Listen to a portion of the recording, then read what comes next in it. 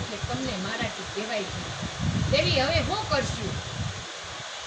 પછી આણાવાળાનું માટું પાસે મૂક્યું.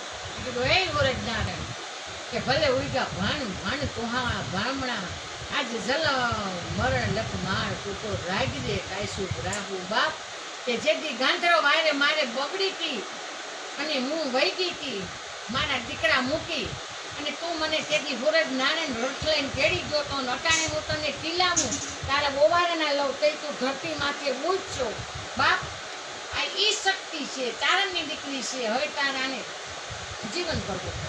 અને પછી કહેવાય છે કે પોતે લોબડી લઈને આમ કરીને આમ હાથ ફેરવી કે હે જગદંબા હા આનો બેઠો થાય એ આળાવાળો આળા માંડીને બેઠો થયો અને માં જોગમાયાએ જીવતદાન દીધું. પછી કીધું કે બેન હવે ક્યાંય જવું નથી આખી જિંદગી રહ્યો તો કે બાપ હવે મારું ચારણ હજીવન થઈ ગયો હું તારી જાનમાં કાંઈ દીકરાની આવું અને તારી પ્રોડી દિવાળી બાપ હવે મારે કાંઈ ન જોયું બસ તારું મારો હજીવન થઈ ગયો.